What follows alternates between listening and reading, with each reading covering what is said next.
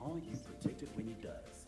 With NMTandy's proactive protection, threats are detected before they become disasters. With effortless compliance, your organization stays secure, compliant, and operational. Because in a world of digital risk, CEOs don't buy technology, they buy peace of mind. NMTandy, Africa's digital resilience partner.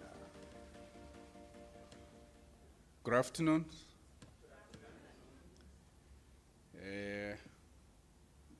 I heard the last speaker kind of touching on AI and what it does and what it's going to do. I'm really privileged to chair this session on AI and digital transformation, deriving lessons and opportunities for Zimbabwe. I want to borrow, before I introduce my panelists, I want to borrow from some key messages from a public lecture that was done by our good professor at Chinhoyi University on the two subjects. The first one, he says, digital transformation and AI are mutually reinforcing. They support each other, and I agree with him. And then he also says AI speeds up and strengthens digital transformation. And the last one, on the matter, he says, without digital transformation, there can be no AI revolution. So it is under these circumstances that today we are having this conversation. Globally, artificial intelligence is projected to contribute to up to 15 trillion to the world economy by 2030. And already more than 70% of organizations across the globe are somehow trying one or two core functions on AI. So AI is no longer experimental, it is now a foundational thing. But when we bring it closer home, Africa stands at a crossroad. We are told that AI is going to contribute up to 1 trillion to Africa's GDP by 2035. But the continent only accounts for less than 3% of the global AI talent and under 1% of the global AI computing capacity, which means we've got a gap. So this opportunity, if we don't deal with it, it can become a big risk for all of us. If we relate to closer home, we are having this discussion in a very timely way because last week, Friday, the president, our president, Honorable Dr. Edi Mnangagwa, His Excellency, he launched the National AI Strategy. So the question is no longer whether we want to engage with AI, but how we do that responsibly, inclusively, and in a way that supports national development agenda under Vision 2030. I also want to just bring out 4 points as well before I bring in my panel. AI adoption is outpacing readiness. The constraint is not technology, it's capacity and skills. The ethical and social dimension cannot be deferred. We're having this conversation at a time when AI is being used in a war between the US, Israel, and Iran. Where is the ethics when we are being told now that large language models might have been used to target erroneously that girls' school that was bombed and 165 young girls died? So the question of ethics is very important. But the outlook is optimistic and the window is open. But we've got to have the skills, because without the skills, the opportunity is going to run past us. So I'm joined by a distinguished panel that brings together policy, expertise, and practical business insights. I have my minister, Honorable Tatenda Mabetere. She is our Minister of ICT, Postal and Courier Services. She will share with us government's policy perspective and national priorities. Honorable Ministers.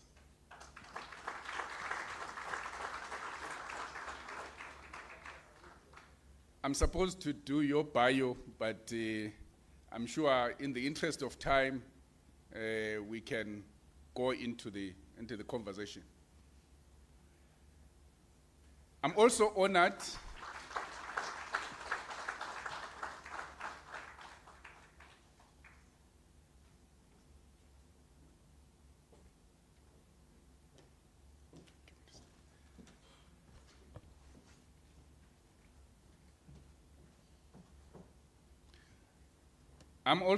to have our professor, Professor Adam Tambara, an academic and technology thought leader.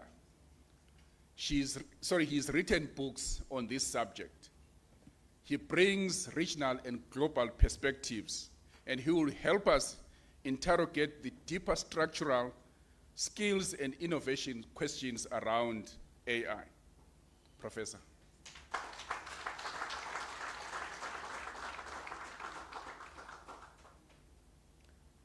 Also joining the panel is my brother, Agrippa Mkwakwa. He's representing the private sector, and he will bring a grounded view on adoption, trust, and real-world implementations. Agrippa is the managing director of Harani Private Limited, and I'm sure we all know what has happened in the financial services sector in terms of innovation. They are leading the way, and he will be bringing in the voice of the private sector, the voice of fintechs, and the voice of financial services. The structure of the discussion is going to take this format. We're going to have the minister coming in first, giving us an overview of the national AI strategy, government and ministry's views on how AI and digital transformation can enable the digital economy that can meaningfully contribute to our Vision 2030. And this is the policy perspective, and she's going to speak to us for about 15 to 20 minutes. And then the professor will come in for 30 minutes and speak to us about the whole subject on AI, giving us insights into what is happening within the region and also the global perspective, but also policy advice as to how Zimbabwe can put its best foot forward in making sure that we lead the way on AI and digital transformation, at least for SADC. And then lastly, Agrippa will come in for 5 to 10 minutes, giving us business perspectives. And then thereafter, we'll go through the panel discussion and then open it to the floor for questions. So.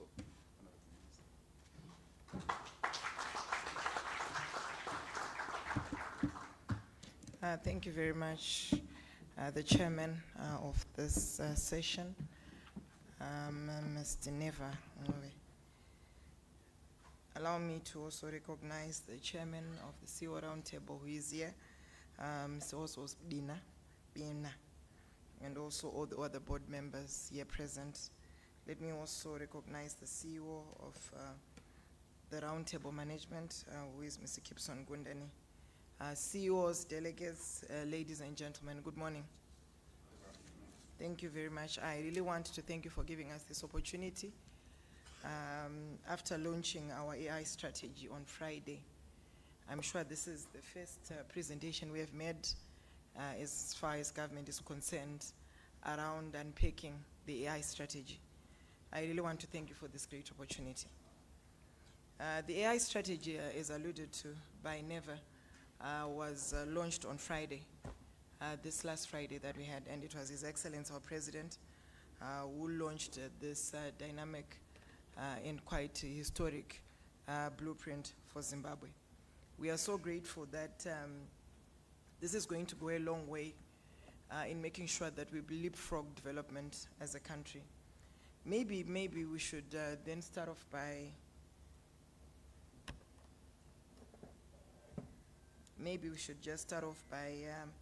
at least maybe saying why then does AI matter. And we're saying that AI serves as a national growth accelerator, at the same time enhancing efficiency and competitiveness across key sectors of our economy. The strategic intent that we had as government was for us to make sure that at least we achieve economic sovereignty, inclusive development, cultural preservation, and global competitiveness through a focused AI strategy. And I'm sure maybe you managed to have a look at this blueprint. We realized that we needed to come up with 3 imperatives, which they beamed. The first one is for us to enhance economic sovereignty and through local innovation. And we're also thinking that it's important that it has to be inclusive. We need to also make sure that whatever AI programs that we need to come up with, they need to make sure that we leave no one and no place behind. And of course, the other imperative was on cultural preservations, where we realized that yes, we need to embed Ubuntu, our own cultural context as a country, and see how we can really advance technology, but at the same time, making sure that we do not leave ourselves coming in and investing in foreign imperatives, or even investing in what other people would think is pro to their countries. So we need to make sure that that is done well, and we need to work on that. Our AI strategy has got 6 strategic pillars. And these strategic pillars are going to be, firstly, AI talent and development. And there we are focusing more on education. We want to enhance talent through making sure that we have inclusive learning opportunities that we create. We also realize that we need to, at the same time, to make sure that whatever programs that we need to come up with, we need to develop our skills, which is very, very critical. This is going to see government even come up with policies that are going to upskill, reskill, and skill our workforce. So definitely, one of the greatest pillars that we have is on skills development, and at the same time, making sure that we are ready for the AI revolution. The second pillar is on infrastructure. And there we are talking about digital infrastructure. Yes, this also entails connectivity. If we're not going to be speaking more on connectivity or investing on connectivity, that means that definitely there is no AI to talk about.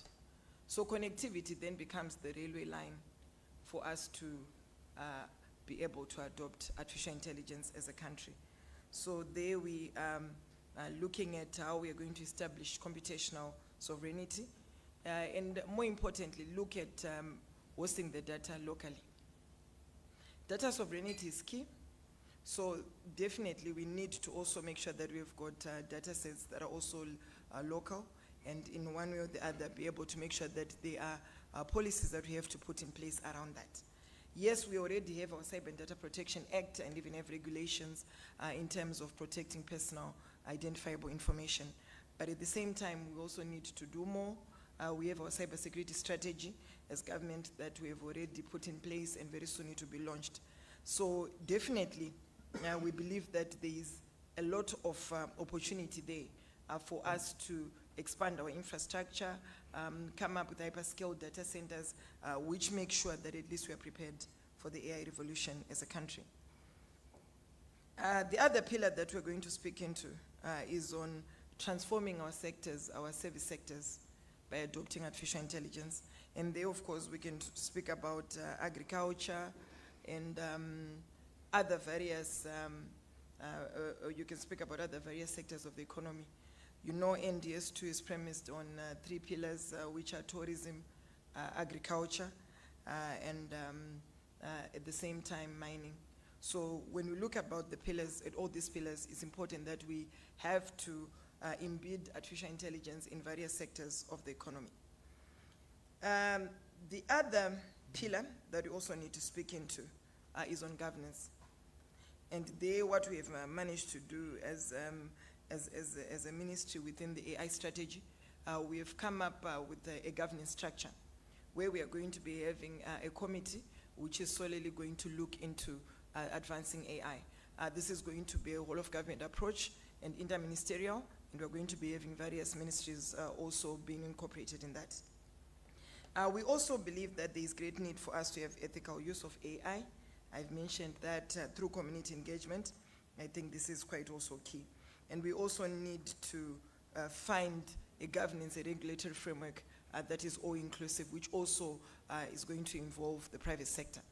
I really want to thank our private sector, who have already said they want to be part of these various initiatives, and they're going to have an AI institute, which is going to be led by the private sector.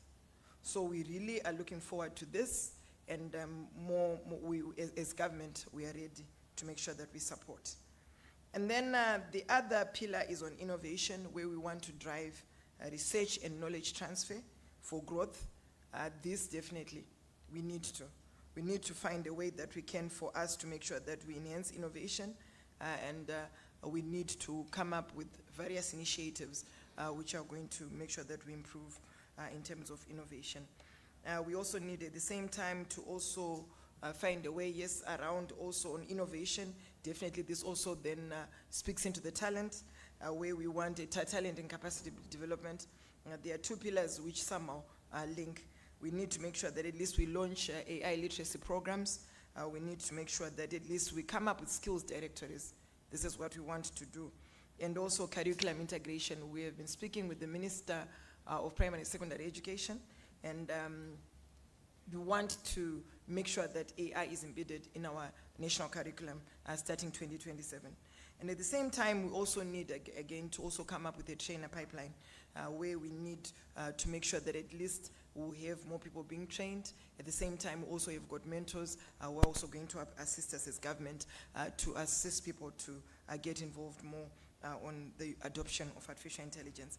And again, at the same time, we need to have this regulatory guidance that we're going to get from the AI committee that I spoke about. And at the same time, we also are going to be having Potras, I believe is one of the sponsors for this event. Potras is going to be housing an AI committee that also is going to make sure that at least the adoption of AI is very much implemented. We also have got inclusion. Inclusion there then comes in as where we want to promote social engagement, and also look at how, as government, we can be able to look at ways that we can learn from other jurisdictions. How then are we going to collaborate?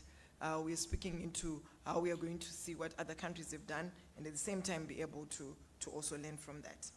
And we have got 5 programs that we're going to be launching within the AI strategy. One is the AI Grand Challenge, where we want to inspire national innovation. We also have got the Project Pangolin, where we want to build a robust data ecosystem. Again, we have the Ziso AI, where we want to empower every other citizen in terms of AI education. And I think it's important at the same time, we are going to also at the same time to try by all means as government to work really well with the private sector, so that at least they assist us to make sure that we fully implement this program. It's a matter of us collaborating. It's a matter of us seeing how best can we also work on this. Of course, let me also then go on the first approach that we are hoping to implement this program. We have phase 1, where we want to establish foundational infrastructure and policies for AI. I've mentioned that. Infrastructure is key. That's on the phase 1. And also we want to establish, again, the implementing organ of this AI strategy, which we have got one from private sector and one from the public sector. Phase 2, we want to scale the sector adoption through private partnerships. Definitely that's on phase 2. And then on phase 3, we want mature ecosystems with international collaborations. Phase 4, we want to be able to make sure that at least we are monitoring continuously, having access to progress, and make adjustments as need be. And at the same time, we need to review outcomes to inform future AI strategies. So this is basically an overview, high level, of what the AI strategy is all about. It's available on our ministry's website. You can be able to access it there. But as a ministry, we feel it's quite important that we work together, we collaborate so that we implement this strategy.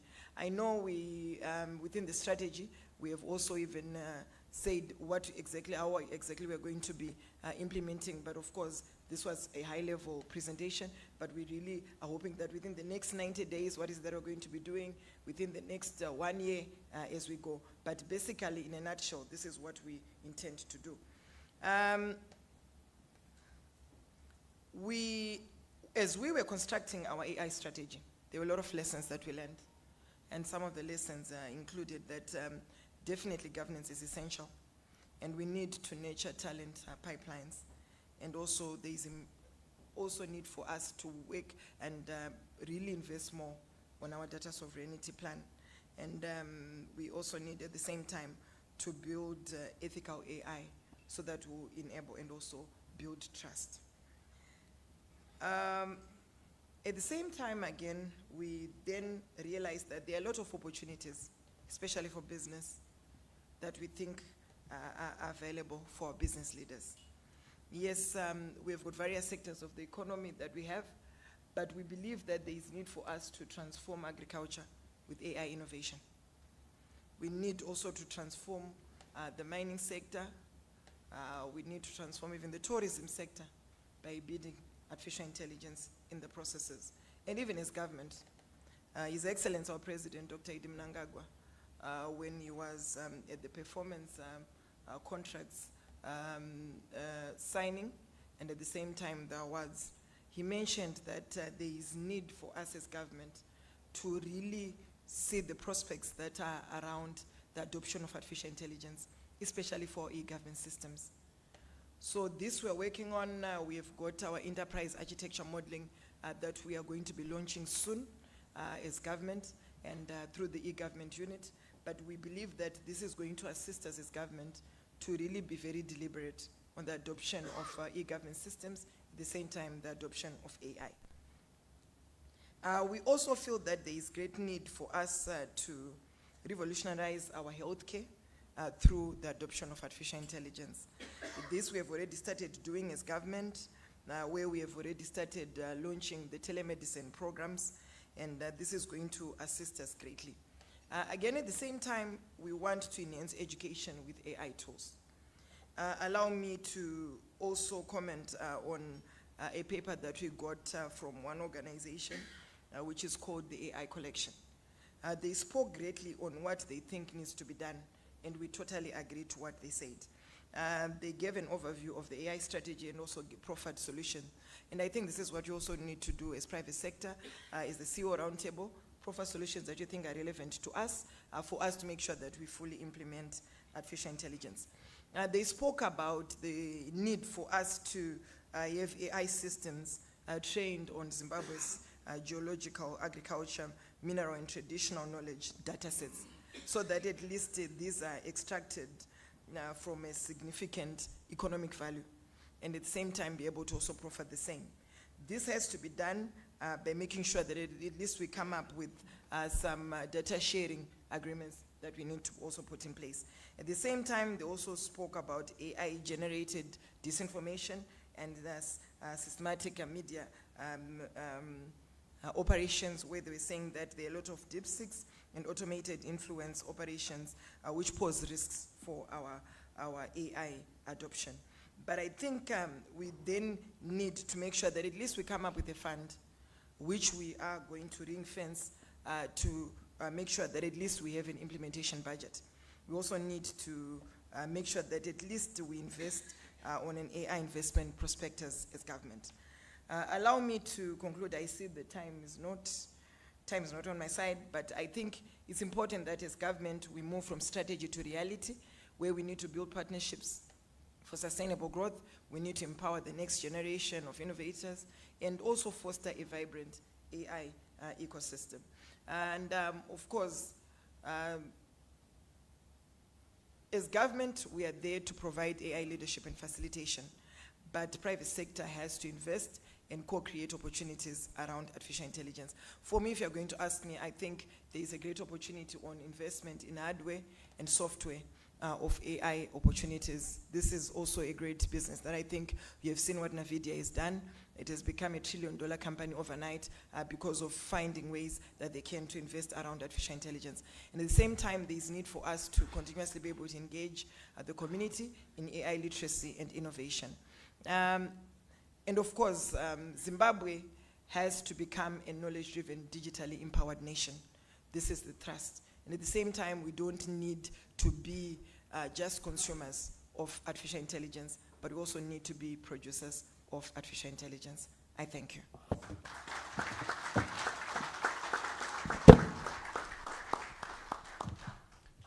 Thank you, Honorable Minister, for the high-level review of the National AI Strategy.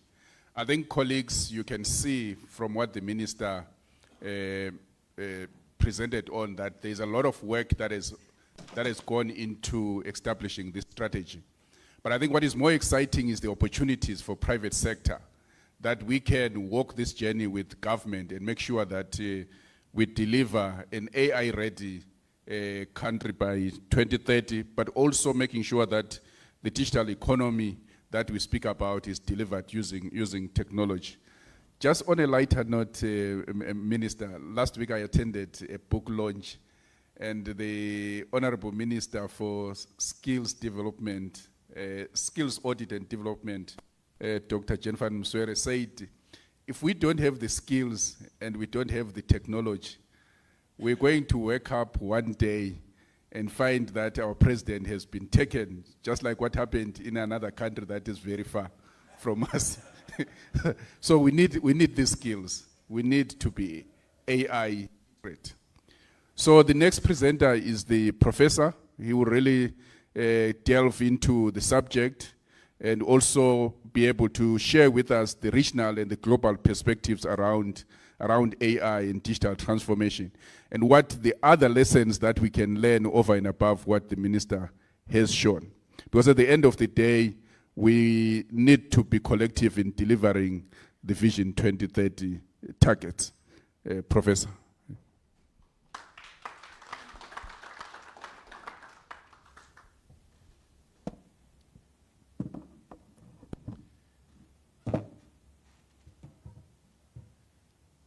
Okay, I got my stop clock, so you can't take away my time. Thank you very much, Minister, for a great presentation, and also congratulations for the national strategy. I'm very happy that you spend a lot of time on implementation. There's always this discussion, what is more important, strategy or execution? Execution is strategy. If you are not doing things, you have no strategy. So thank you very much, Minister, for concentrating on implementation and execution. Right, I'm going to talk a bit about digital transformation, what we mean by digital transformation, what are the opportunities presented by digital transformation in Zimbabwe, what is the link between AI and digital transformation, and also, what are the fears? You know, technology is great, AI is great, but there are some fears. What are those fears? And then we'll concentrate on the AI opportunities for Zimbabwe, but the minister has covered that extensively, so I won't spend too much time, but just highlight some of the issues. Digital transformation is about integrating digital technologies throughout the organization. It's about changing fundamentally how an organization works. It's about changing mindsets in the organization. It's about culture. It's about agility. It's about interconnectedness. It's not a technology. Many people have the illusion that digital transformation is about technology. No, it's more than technology.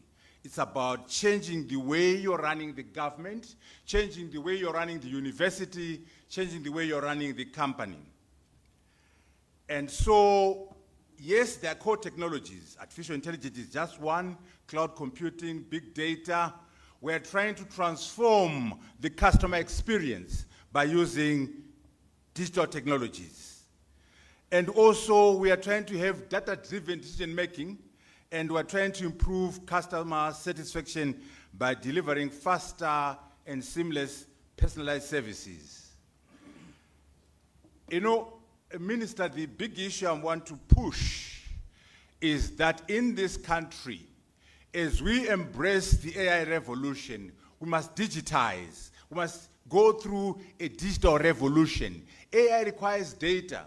Where is data going to come from if we're using paper?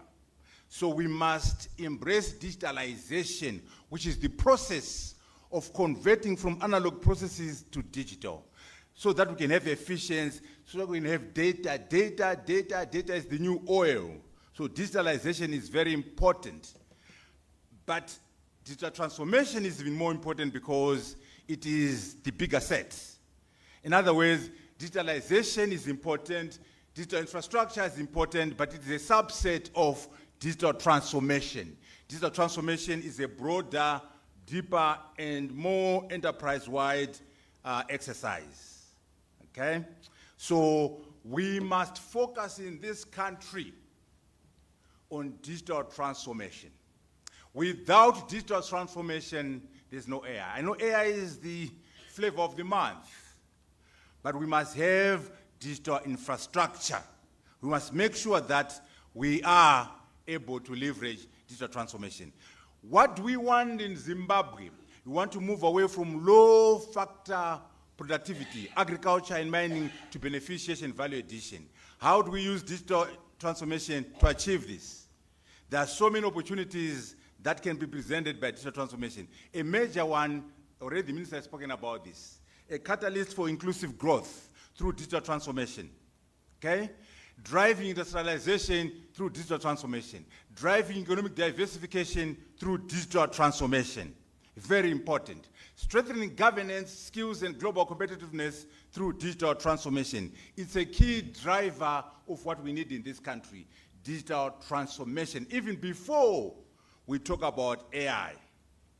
So what is AI and how is it linked to digital transformation? Very important that we understand this linkage between AI and digital transformation.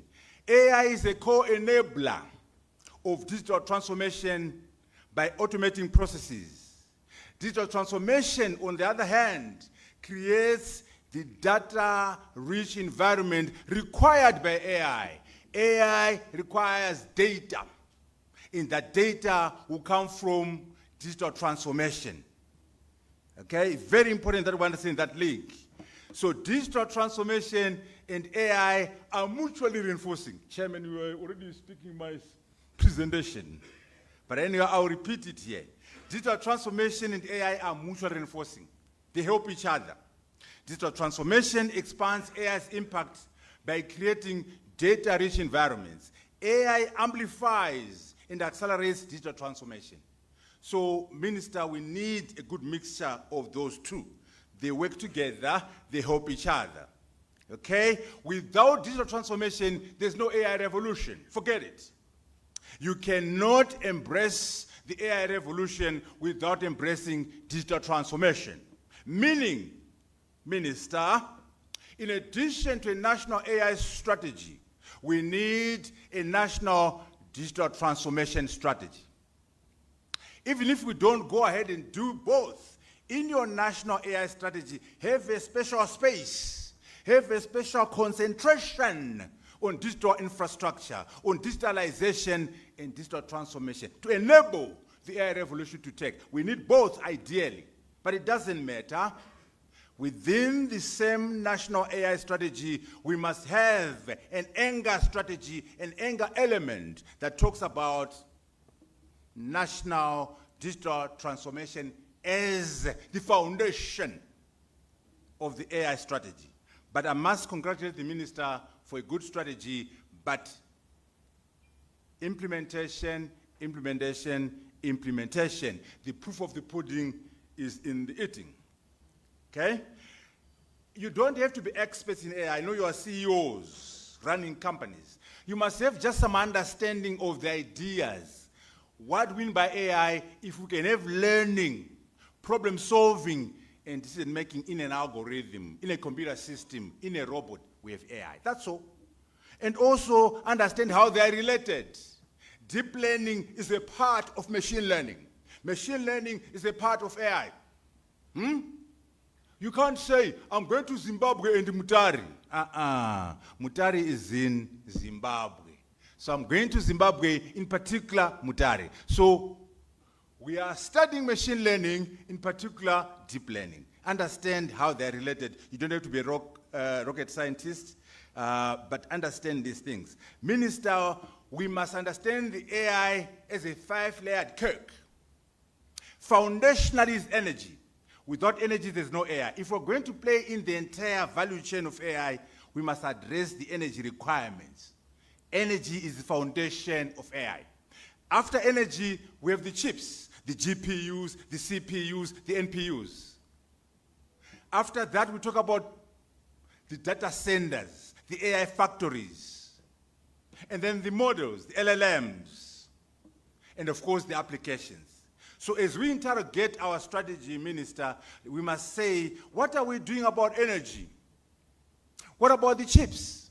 And don't worry, even those chips, they're coming from our critical minerals. So we can do something about the chips. We can do something about the data factories, the data centers, and the AI factories. Strive Masiwa and Cassava are working with NVIDIA to bring AI factories into Africa. What are we doing around that subject for the country? You know, I know you are CEOs and you respect other CEOs. So I'll have this idea explained to you by a CEO who is like you. I know you have no respect for a lowly professor. So let's bring the CEO. Let's bring the CEO to speak to you directly, okay? AI is actually essentially a 5-layer cake. At the bottom is energy. AI, because it's processed in real time and it generates intelligence in real time, it needs energy to do so. Energy is the first layer. The second layer is the layer that I live in. It's chips. Chips and computing infrastructure. The next layer above it is the cloud infrastructure, the cloud services. The layer above that is the AI models. This is where most people think AI is. But don't forget that in order for those models to happen, you have to have all of the layers underneath it. But the most important layer, and this is the layer that's happening right now, the reason why last year was an incredible year, frankly, for AI, is that the AI models made so much progress. Okay, so you have heard it from the CEO of the biggest company in the world. He's explaining to us the 5 layers.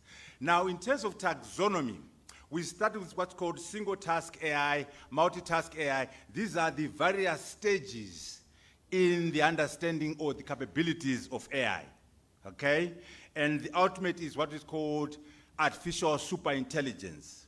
Again, let us just have an appreciation of what these things mean, although we are CEOs, okay? This, Minister, is the big issue. Why AI is dominating the world today is because of generative AI. It's driving most of the applications right now, where you are creating new knowledge, new content. And the key driver of generative AI are the LLMs, large language models. And I'm sure you've interfaced with them. There they are, ChatGPT, Gemini, all these things are the drivers of the generative AI. And generative AI is the big one in terms of this revolution. Agentic AI is coming through now. That's where we're having AI operating with very minimum or without any human interaction. It gets even more complicated with AGI. This is where we're having a machine that has human cognitive capabilities, reasoning, problem solving, creativity, and social skills, just like you. We haven't gotten it yet, but we're getting there slowly. It gets even more interesting with artificial superintelligence, where we're talking about machines or algorithms that surpasses the reasoning ability, the problem-solving capabilities of the smartest of our people. Smarter than Einstein in terms of IQ, smarter than Newton in terms of IQ. Not there yet, but it's coming. And you know why, Minister, we can't just say, stop it, don't do it. We can't say that because there's competition between China and Russia, America and China. Because whoever gets this thing first, they have what is called asymmetric advantage over the other. If China gets superintelligence today, they'll be here, America will be down here, vice versa. So you can't stop the work because of geopolitical competition. I know you'd want us to only do applications, but remember, the danger is when you get one super intelligent agent, you get 1 billion, because replication in engineering is trivial. What are they saying about these things? I want to make sure we appreciate the fears that people have. And the book for you to read is there, and here's the man, Harari, explaining this problem. Hey, what's happening to my thing? It's not moving. Technology. Sabotage. Hey, my brother.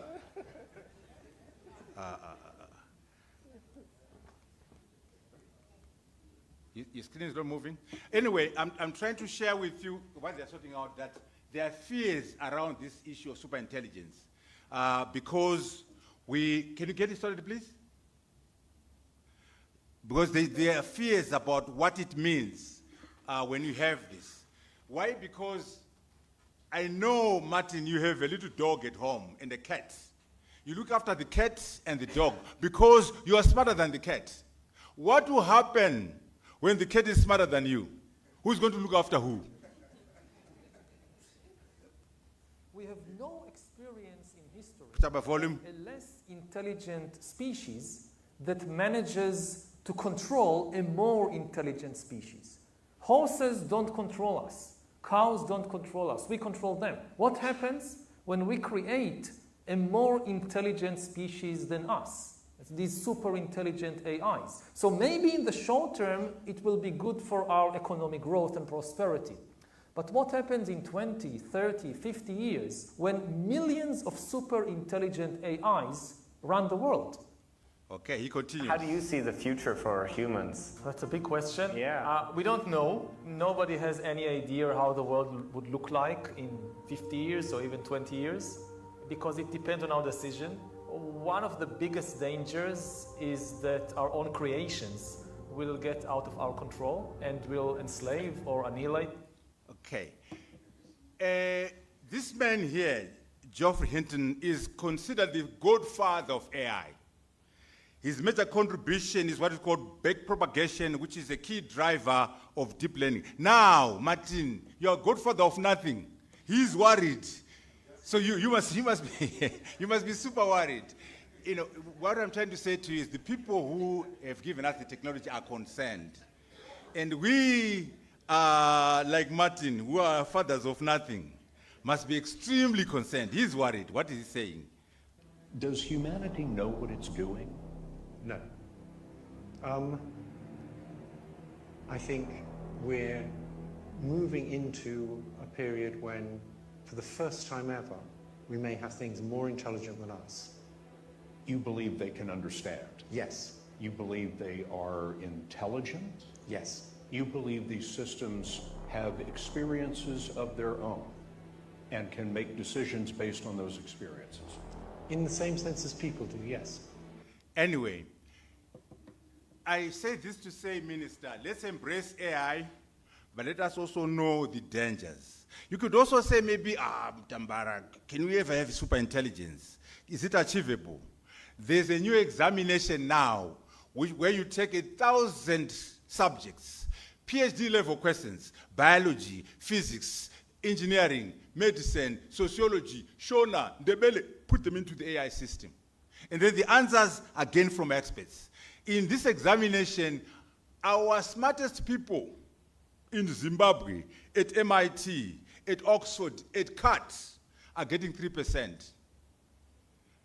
The very smart ones with an IQ of 276 are getting 5%. And what about the machines? Grok 4 is getting 44%. So, Minister, what we're saying is that today, as we speak, the machine is 10 times smarter than our smartest person. Remember, examination is only one aspect of life. There are many other aspects. But in that particular aspect, the machine is already smarter than us. So it is possible to have super intelligence. However, don't worry about that. Let's concern ourselves with the opportunities for Zimbabwe. Now, Minister, there's this doctrine of frugal versus prodigal. We must concentrate on frugal AI because of our circumstances. What do we mean by frugal? It refers to AI systems that are cost efficient, resource efficient, and energy efficient, given our resource constraints. AI solutions that can run on limited computing power, low bandwidth, and small data sets. That's what we should concentrate on in Zimbabwe and in Africa. It's coming from the idea of frugal innovation, okay? So that we can get in Zimbabwe AI that is accessible, AI that is affordable, AI that is scalable. That's what we mean by frugal. So we must concentrate on frugal AI for the Global South, AI for Africa and for Zimbabwe. The opposite is what is called prodigal. This is where this is for the Americans now. They can have resource-intensive, computation-heavy, capital-intensive. And by the way, why are we talking about this? To do an LLM, you need $100 million to do one LLM. 100 PhDs working together. And one data center has a requirement of 1.5 gigawatts, almost equivalent to the energy requirement for Zimbabwe. So some of these things that are heavy on energy, heavy on cash, heavy on talent are under what is called prodigal and dominated by the Chinese and the Americans and the Europeans. We can learn from them, but we can also see the danger. The danger is what is called techno-feudalism, okay? Right now, as we speak, there are 6 influential men in AI. Unfortunately, there's no woman there. All these people are the key drivers of technology. They are not elected. It's called the techno-feudalism. Elon Musk, Sam Altman, all these, and they from Anthropic, they are controlling the technology. They are running the world without your vote. And then in terms of cash, again, all those, the top 8 richest people in the world, again, all men. Elon Musk is going to cross over the $1 trillion mark. Larry Page, it's a problem because these people are influencing governments and policy without any election. Why do we call it a revolution? We already know that. It is almost equivalent to the discovery of fire, the wheel, the steam engine, and the practical use of electricity. This is why it is a revolution. This is why everyone and their grandmother is talking about AI. And of course, in academia, 2 Nobel Prizes coming from AI in 1 year. That's a revolution. And in terms of money, 10% of global GDP coming from AI, 10%. And then 4% coming from just one type of AI, generative AI. That's why we're calling it a revolution globally. The Japanese economy is equivalent to one type of AI, just one type of AI. Okay? If they were to ask you, Minister, why are we talking about AI? Why is AI such a big deal? One word, productivity, productivity, productivity. AI has a staggering impact on productivity. It is driving productivity. That's all. That's all. What do we mean by that? Where you were doing 1,000 units last week, this week, 20,000. Where you were doing 1,000 units, 50,000. It's a multiplier of productivity. It's an escalator of productivity. This is why it's a revolution globally, across the world. Escalation of productivity, driving efficiency, driving cost savings, and driving innovation. So you as CEOs, ask yourselves, how can I harness productivity from AI? How can I drive efficiency from AI? How can I get cost savings from AI? How can I be more innovative because of AI? That is the value proposition of AI. Okay? We must also, my screen in front is dead. We must also do what is called the chips industry, okay? Why are we saying this? Remember we said chips. Most of the money is coming from the chips, the LLMs, the CPUs and GPUs and NPUs. That's why we're talking about NVIDIA, our friend Jensen. His company today is worth $4.38 trillion. It is the biggest company in the world. And they're not doing AI systems. They're not doing AI applications. In the cake, they are just doing the chips. He explains that to you. So if we don't do chips, Minister, if we have no say on the GPUs, CPUs, we are not going to maximally benefit from AI because the money is right there. $4.38 trillion. Now, it's a complicated business. What we can do is to leverage our lithium, our cobalt, our rare earth, our critical minerals, and partner with TSMC, partner with NVIDIA, partner with those with the technology, so we can have a piece of that pie. We need that pie. That pie is too big. That pie is too big for us not to enjoy it. And by the way, it is #1 in the world, ahead of Apple, ahead of Alphabet, so we need to be a part of that. It is, if it was a company, if it was a country, it would be only #4 after the US and China. Can you imagine? A company that does chips is only smaller than the US, China, and Germany. Everyone else is smaller than them. So we are saying, no, we must be part of that. Look at NVIDIA compared to mining. I know you love mining. BHP, Rio Tinto, Mickey Mouse economies. NVIDIA is bigger than all these mining companies. I know you're here, my brother. You're Mickey Mouse, flat now. AI is the economy is AI. If you are not involved in the AI industry, you're not in the economy. Okay? Vembera, I'm sorry, my brother. Your industry is kind of small. And I know you love banking, and I know you love McDonald's, Coca-Cola. Look at them compared to NVIDIA. You thought GM was a big company. They are nothing compared to NVIDIA. And banking, all the banks in America and Canada are smaller than one. I'm dramatizing, Minister, that, listen, let us use AI, but if we don't play in the space of hardware, we're not going to get the benefits that they're getting in America. Let's find a way to leverage our minerals, to leverage our young people, so that we somehow play and partner with NVIDIA. That's why Cassava and NVIDIA are working together to bring the GPUs into Africa. Let them bring them into Zimbabwe as well. Okay? And jobs, this has been talked about. The issue now is skills and capabilities. We are now saying, Dr. Martin, don't show me your certificate. Show me what you can do. Your skills and capabilities are more important than your little degree. I don't want to see your MBA degree. I don't want to see your PhD. Show me what you can do. So the educational system, I have the Vice Chancellor here, you need to change the curriculum at UZ, at MSU, at CAT, to make sure that as they receive that little degree from Professor Mapfumo, they also have skills and competencies that are required by industry. What do we mean? Problem-solving skills. What do we mean? Critical thinking skills. What do we mean? Learning how to learn, learning how to unlearn, learning how to relearn.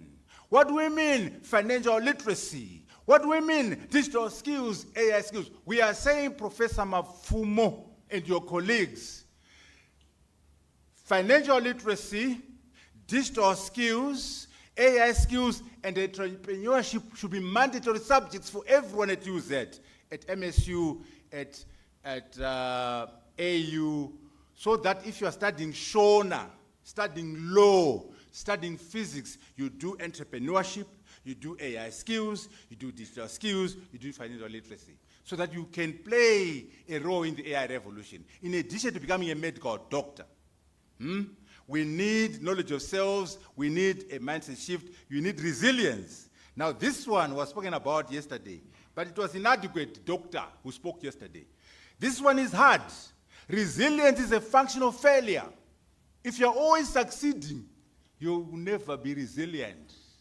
So I wish you failure, Minister. I wish you pain. I wish you adversity. Because from adversity, you become stronger. From pain, you become stronger. When they give you lemons, make lemonade. Turn adversity into an opportunity. We need resilience. And resilience, unfortunately, is a function of pain. This chap has to go to my...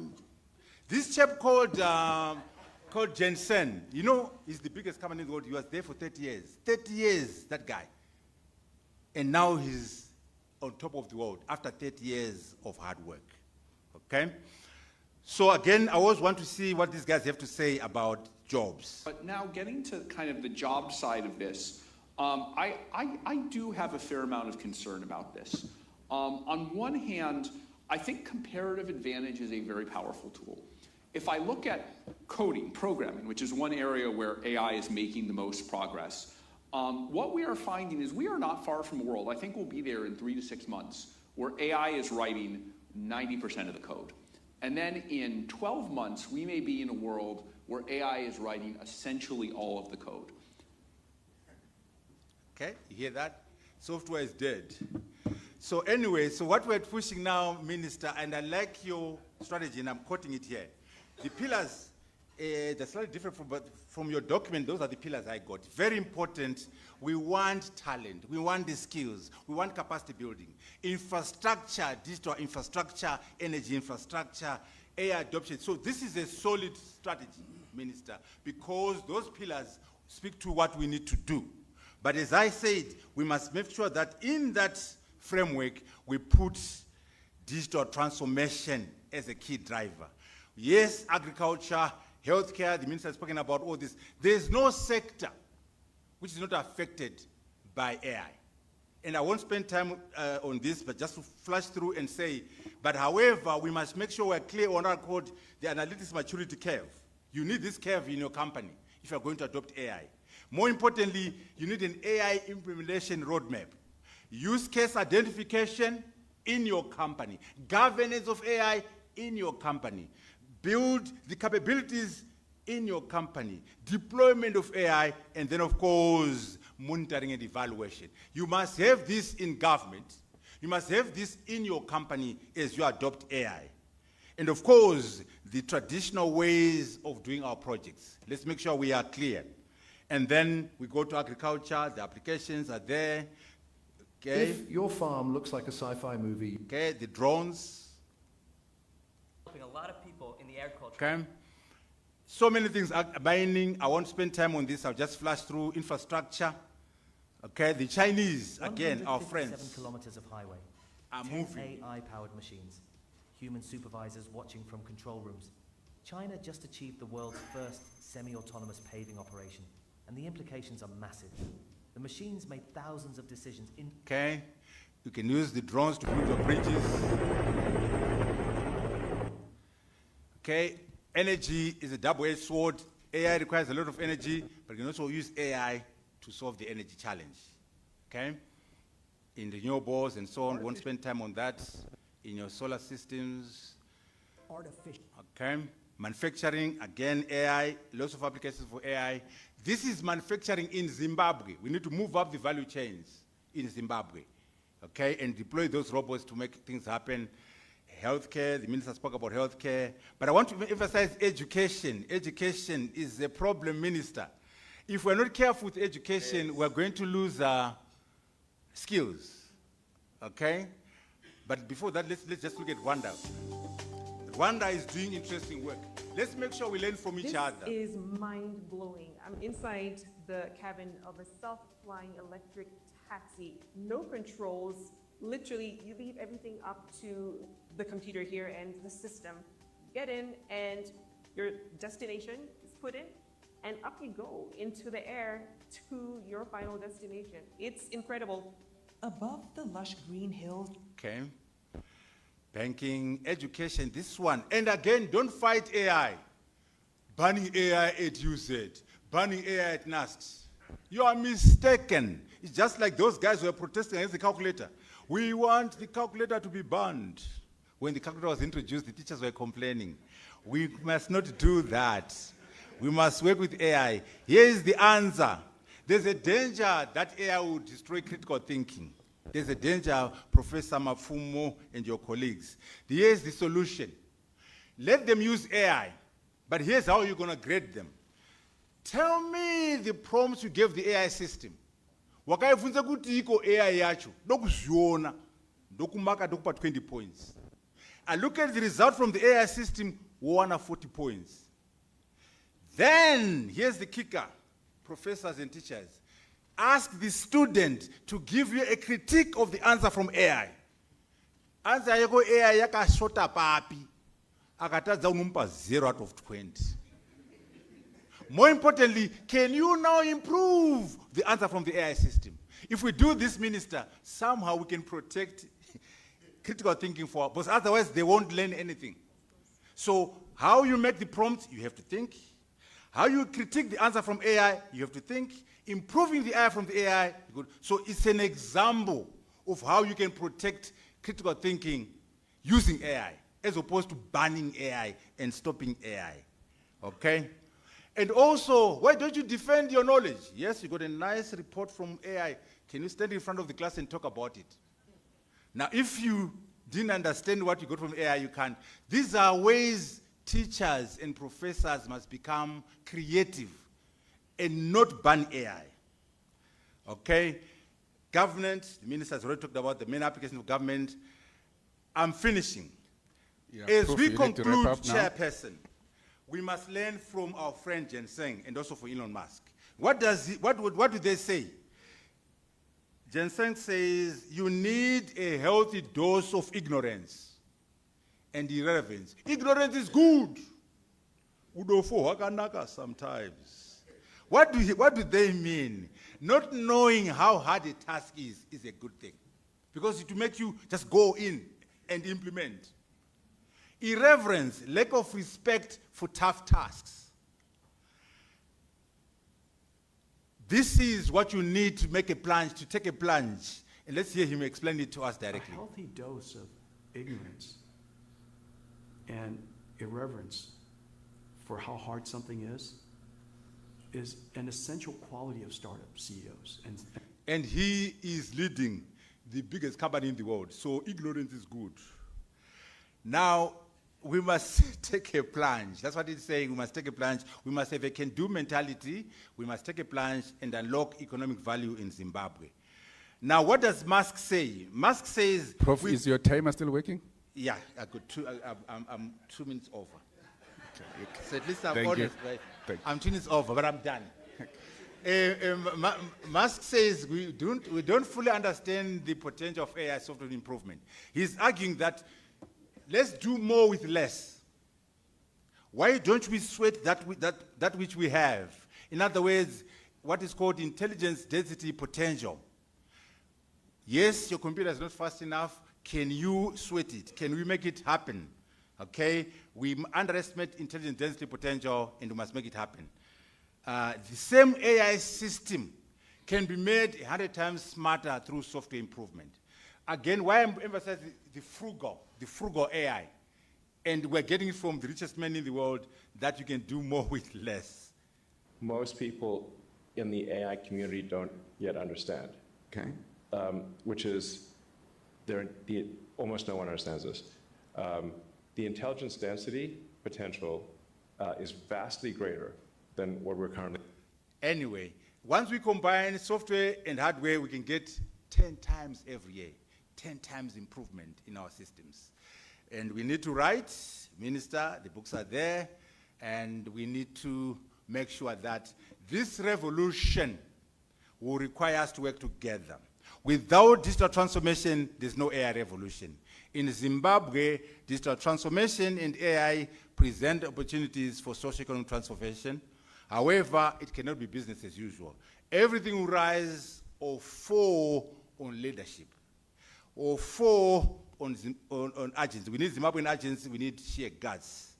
No guts, no glory. I thank you so very much. Thank you. Thank you, Prof. Thank you, Prof.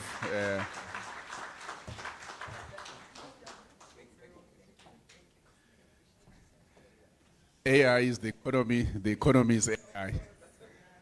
Yeah, I think when I was talking about super intelligence, I was now beginning to say, are we creating problems for the unborn generation? That when it arrives 50 years from now, they'll have all these AI agents ruling over their lives. But I think the opportunities are real. I think as a country, there are a lot of low-hanging areas where we can apply AI and make full use of digital transformation. So I'll have my brother Agrippa just bring a bit of a voice from the private sector to actually see where are the use cases, why is there slow adoption in some areas, what are the things that we can do as private sector to make sure that we actually harvest some of these opportunities, particularly paying special attention on innovation. The fintech, like I said, the financial service sector leads the way in this revolution. Over to you, Agrippa. Thank you, Chair. Good afternoon, ladies and gentlemen.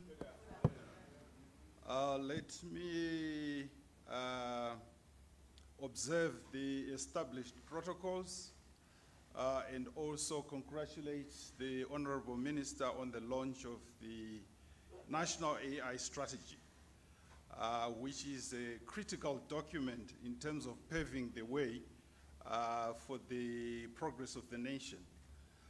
I don't have a PowerPoint presentation like the Minister and the good professor, but what I'm going to do is share with you some of the baby steps that as an institution we have taken at FBC, as well as Harani, the financial technology company that I represent. I'm quite happy that the professor has since addressed some of the issues that I was going to talk about, particularly putting into context AI vis-a-vis digital transformation. A little over 7 years ago, the FBC group decided to undertake a digital transformation program, which program I led, and that program led to the evolution of Harani as a financial technology enabler. Harani, as it is supposed to be known, represents a thread. Those that come from the southern parts of this country, a bit on the east, Midlands and Masvingo would know what it means. Harani is a thread, Shinda. And what do we do at Harani? We build digital ecosystems and digital ecosystems that enable digital transformation. So what we have noticed over the last 5 or 6 years is that there have been 2 iconic, if not epic, events in the world.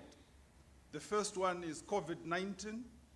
The second one is AI, particularly in November 2022, when generative AI exploded into the market and it captured our attention. Then we started using it. And those events have been super accelerants in terms of the evolution, particularly of the digital economy. And I can give you an anecdote that happened around 2020. At that point, we had just established an API integration into the national registry. And what that API does is it enables business to integrate and verify identity data from source, and that is the Registrar General's office. And about the same time, we then had COVID. And after we had COVID, government came up with a social grant to support vulnerable families during COVID. And they needed to do something. They also realized they needed to verify recipients or beneficiaries of the social grants. And they did it through Net1, and Net1 got to know that we could assist them verify identities at the speed of light. And they got in touch, and we were able to integrate quickly because we had an API, and we enabled Net1 and indeed government to verify the identities of all these beneficiaries in a matter of minutes. And indeed, they picked out that amongst the list of proposed beneficiaries, there were kids that were 2 months old. There were dead people on the schedule. There were people that didn't exist, so to speak.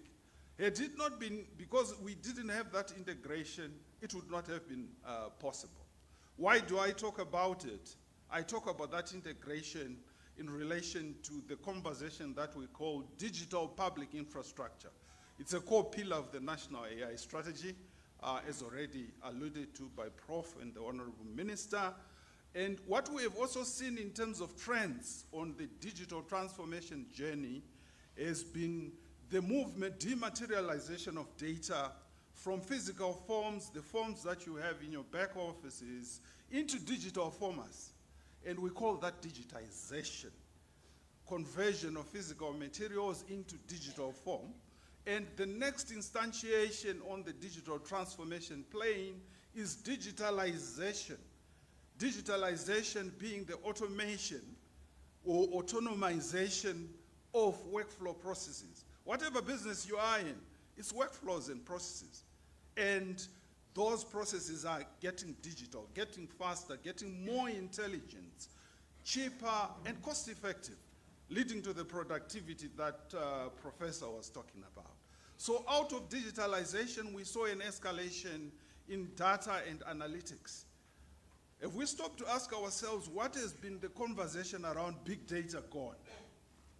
Big data, access, availability, and utilization of multiple sources of data to make better decisions, using dashboards to make quick decisions, understand what is happening in your business, right? So that is the phase that we've gone through now. And if you as a business are not taking data seriously, gold, it was referred to as such, it means your business is next to blind. So out of data and analytics, we are now moving into artificial intelligence. And into artificial intelligence, this is where we are now using both the analytics power of AI as well as its predictive capacity to have a view of what's going to happen in the future. 20, 50 years from now, what's going to happen, you know, using its power. And from there, we can now start to speak about how do we enable this AI, which is what the National Artificial Intelligence Strategy is talking about. And we are also talking about some of the infrastructure challenges that we faced as Harani, digitally enabling FBC, as well as other players in the market. And what we have been able to do, as I mentioned earlier, has been integrating into public infrastructure, which is largely controlled by government. We've been able to plug into the national registry, as I mentioned. We're the first to do that in the market. We're plugged into the central bank's credit registry, financial clearance bureau, international portals in terms of sanction screening, anti-money laundering, and we are also plugging into other ecosystem databases, very critical to our national AI strategy. So on that basis, what we've been able to do is to then go on to build products and services within our financial service ecosystem. What is it that we've been able to do? We've been able to do what we call digital onboarding. And digital onboarding is simply being able to onboard you or register you for a service. In banking, we enable you to open an account. We enable you to apply for a loan. Inside 5 minutes, you can open a full KYC account under FBC, right? And what that means is you are opening that account with verified data. You are not using fake data, which leads to fraud, obviously. You are using verified data because we've got that connection into the Registrar General. Because we can verify that you pay your debts because FCB says so. We have also pinged into other databases to check on who you are and your behaviors as a human being. So we're able to do that in under 5 minutes. In terms of cost reduction, we reduced the cost by almost 600%. Opening a bank account costs anything up to $75. We cut that down to something like $13, right? And we've been able to replicate that, that use case. So we've also done that with loans. We are now able to extend digital loans, which means we are also able to access all this data that I spoke about, right? And we are able to score you. We are now also dipping into your mobile wallet data.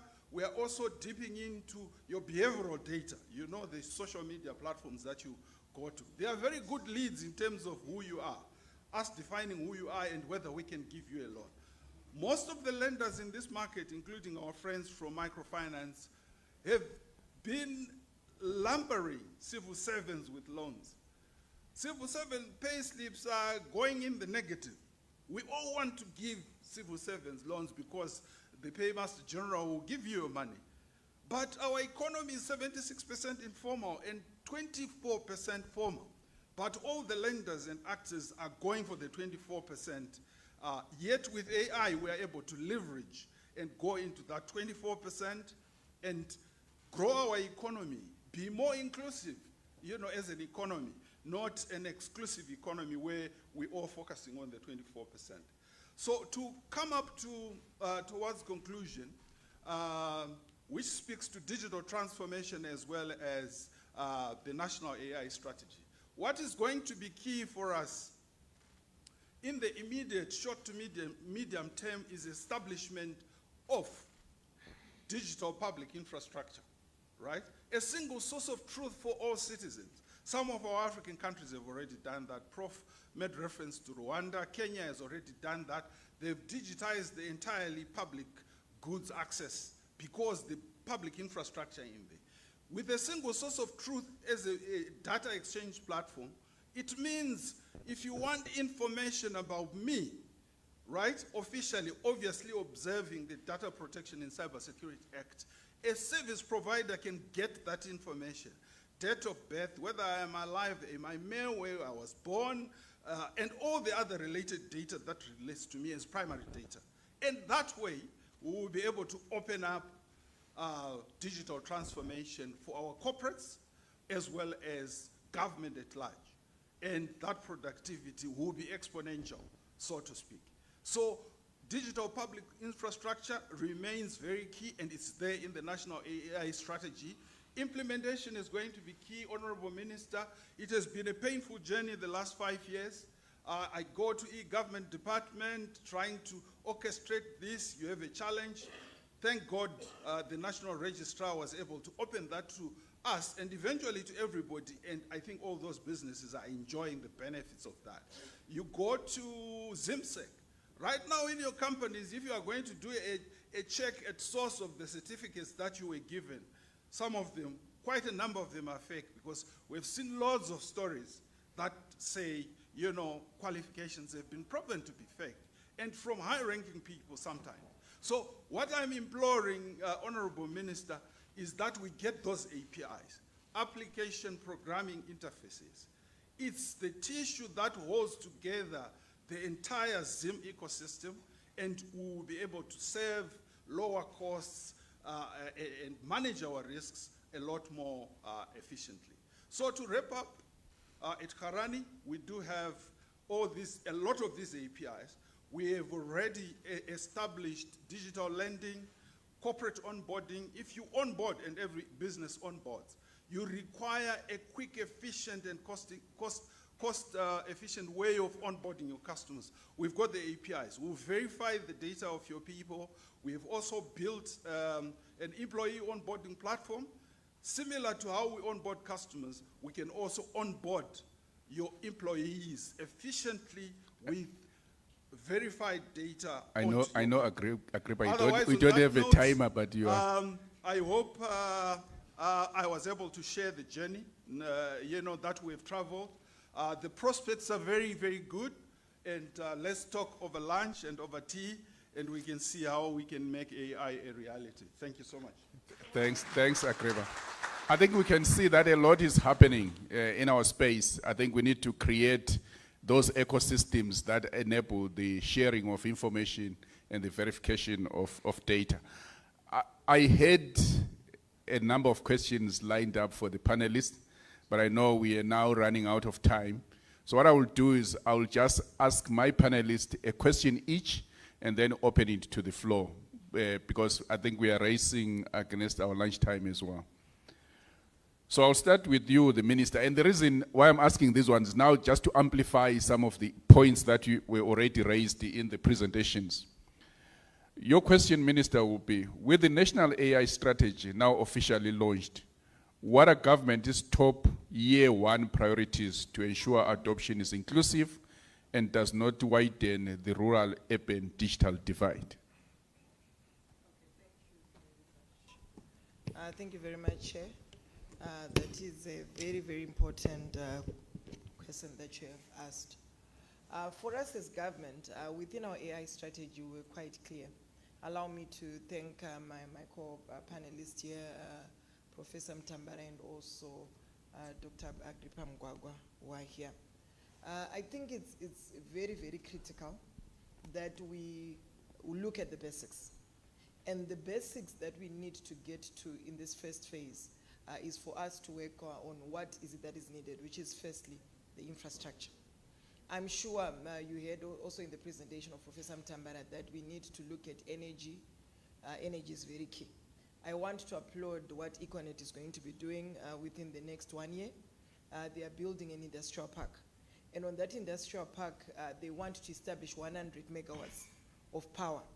And this is going to assist really for us to at least make sure that at least within the technology sector, we have at least power that is set aside for us in terms of our base stations, in terms of even the capacity that we need for our data centers. We need at the same time again to work on our data sets, I'm thinking. It's important, even Ramgwagwa also spoke about that. He says that right now it's quite difficult. What is it that we need to do for us to make sure that at least we safeguard, we have got IPs for our data as a country? So definitely we need to make sure that that is put in place. We need at the same time to have data sets that are also prone to us to make sure that even when we do our challenges, we know that the data is localized. At the same time, we also need to work on our skills. This has to be done. Let's make sure we upskill, skill, and reskill. That has to be done. It's not an option. And at the same time, we also need to make sure that at least we set up the command center of our AI strategy implementation. We've got the AI office that we want to establish. Again, we've got the implementation council, which is the AI council. So that has to be done. So within this phase, we need to do that.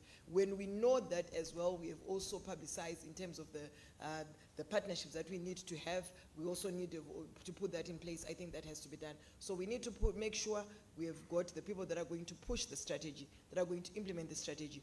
We get the skills, we get the infrastructure. I'm sure that is what we're going to be concentrating on the first phase. Thank you. Thanks, Honorable Minister. I want to follow on, but now asking the professor on the same subject of skills and talent. The National AI Strategy places strong emphasis on skills and talent. Are our universities and training institutions moving fast enough to produce AI commanders rather than graduates who compete with automation? Yeah, thank you very much for that question. No, they are not moving fast enough, and I'm glad they are here. Why I say that is that sometimes academia is very conservative. As I was suggesting in my presentation, we must make sure in these universities, it doesn't matter what you are studying, you must do entrepreneurship as a subject. You must do financial literacy as a subject. You must do digital skills as a subject. And of course, you must do AI basics as a subject. So we need to make sure that we change our curriculum within the university system in Zimbabwe and also in high school to have a pipeline of talent to feed into the AI strategy. So my view is that there's work to be done to make sure that it happens. Number two, don't assume that the professors at UZ, the professors at MSU are ready to produce AI products. I'll give an example of what's called a contract lawyer. A contract lawyer is a lawyer who can interpret an agreement made in the metaverse and then ground the answer in the blockchain. Now, Professor Mafumo, my friend Professor Maduku and Comrade Gwisai have no idea what is the metaverse. They've never heard of blockchain. So UZ has no capacity to produce a smart contract lawyer. I'm just dramatizing that. There's need to be done in terms of preparing the teachers, preparing the infrastructure, and changing the curriculum. It's very foundational that we think out of the box and produce the skills that are required by the AI revolution, and learn from other countries and learn from ourselves. Thanks, Professor. I think it also just amplifies the role of the new Ministry on Skills Audit and Development, that they have to work hand in hand with both the universities and also private sector to make sure that we've got enough skills, or at least we are beginning to generate those skills that will make this revolution possible. Then lastly, from you, Agrippa, from a leadership perspective, how should business leaders manage internal digital transformation while reskilling employees who fear displacement by AI? Thank you for the question, Chair. When it comes to digital transformation, from my experience, the biggest challenge is not technology, it's actually people. That's where you face the biggest challenges. So, because transformation is change, change is never led from the middle. Change is always led from the very top.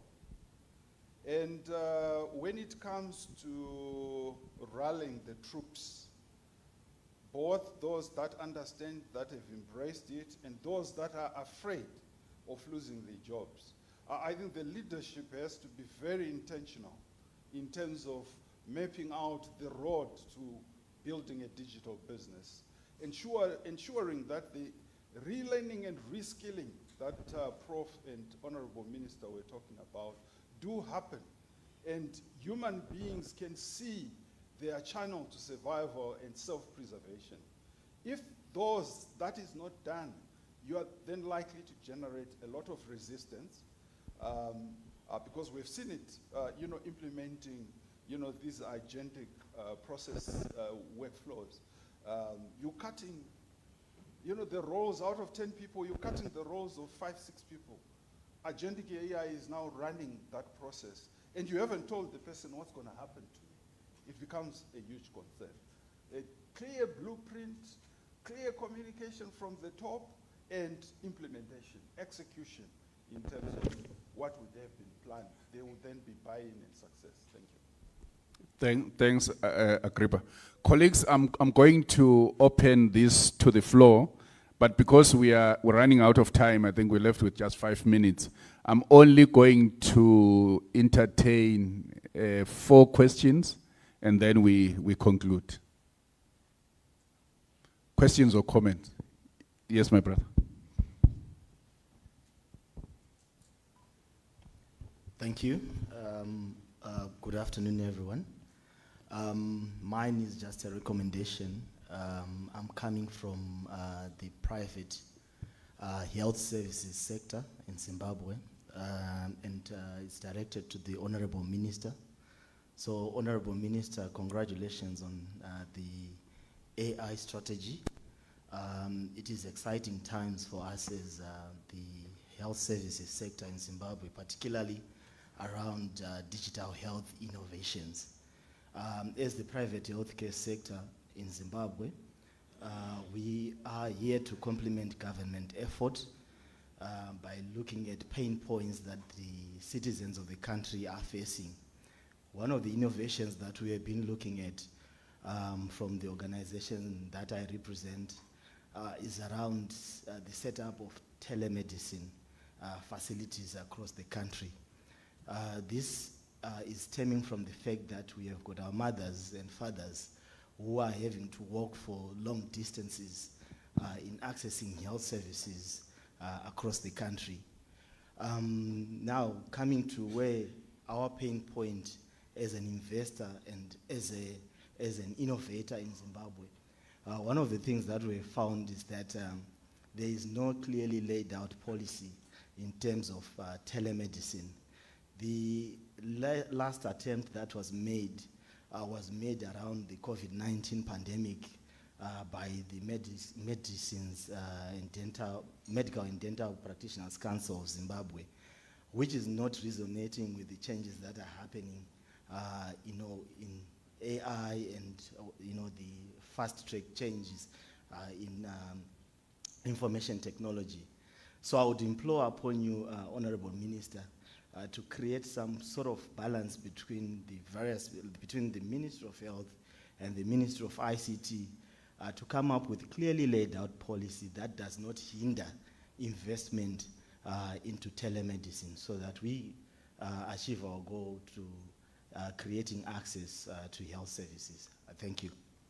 Thanks for the comment. I think the Minister is taking some notes there. Yes, ma'am. Thank you very much to the panel, Honorable Minister Prof. Tambara and Dr. Mwoko. It's quite eye-opening that we hear from the top what we need to do. And when Honorable Minister, when His Excellency and yourself launched the policy, one of the key factors that we observed is we need to have an enabling environment for the implementation. And the people factor came up top. And I remember Honorable Minister asking when we visited you that what are we doing about the skills that has gone to the diaspora? We have people like James, I think Arthur and Tim. We have people like Strive Masiwa and the rest and others. And I even want to reveal that our CAT Hackathon team won the World Engineering Day Hackathon, which are also skills local. What are we doing? A skills nexus link up with diaspora, and how are we going to bring those back into the pipeline?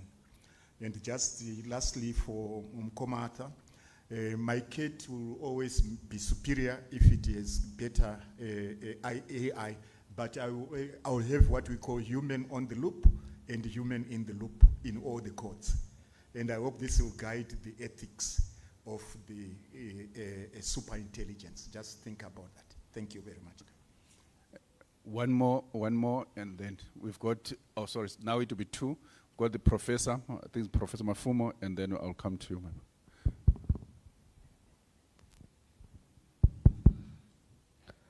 Yeah, thank you very much, facilitator. I just want to make a short comment because of the call to the universities to be involved in all this discourse. So first, let me also congratulate the Honorable Minister for the AI strategy for the country, and also acknowledge the panelists for this very vibrant debate. Professor Mtambara, thank you very much for the educative presentation. The University of Zimbabwe introduced in its transformation a whole faculty that now looks at ICTs, including AI. And the University of Zimbabwe, as part of the transformation, now has a new degree that focuses on AI and machine learning, apart from other related degree programs on digital transformation in the AI. So yes, it's something that is already, we are not out of the loop in the discourse of what is being done, but we also acknowledge that I think part of our students have won in China, and in other competitions is competing on AI issues. So it's just to assure the people here to say the university is a university. It's on the frontiers of moving, the advancing knowledge, but there is a lot to learn. Then my second point is to say the country need to remain focused on understanding that development, AI is not development. AI would accelerate and aid productivity so that we develop in the strategic direction that we want to move in. And it's very important that we understand that we may have to understand the relationships. I think your presentation put it very well. But I think it's very important that we understand that we need to strike a balance between people who are trying to improve their lives and people who are trying to get rich. That the richness, because our students sometimes get lost in the discussion that you want to be an Elon Musk of the future. It's a very difficult goal for people who are coming from a nation that is trying to be inclusive, to fight poverty, to fight hunger. There are many objectives of development apart from AI. I just thought I would demystify that. Thank you. Thanks, Prof. And then I'll have just the last comment from. Thank you, moderator. For me, it's just to make a comment and intervention, given what Dr. Agrippa has just shared as his experience in engaging state institutions and the difficulties there. So you asked earlier on, you asked the Honorable Minister to say, what are your targets for this year? And she articulated such. So when I was just thinking, and I'm saying also as a facilitator in that role, I'm now imploring on the CEOs in here, especially those in that space, to say if we may also utilize the Artificial Intelligence Institute, which she spoke about, because as a regulator, when we want to now to be engaging with you, yes, for our tertiary institutions, it's easy because we've categorized them and we give them priority. But given the discussions which we had earlier on in terms of domestic preferencing, giving some of these roles and responsibilities to our own nationals, I would really encourage that people join such so that we then go on one institution, especially because of the sensitivities of some of these issues. So I thought I would just add in there to say, as a procurement side of things, we may want to work with such institutions and we hit the ground running. Thank you. Thanks. I think to the panelists, maybe starting off with the minister, I think there were some comments in the main, but maybe a few questions that you might want to respond to.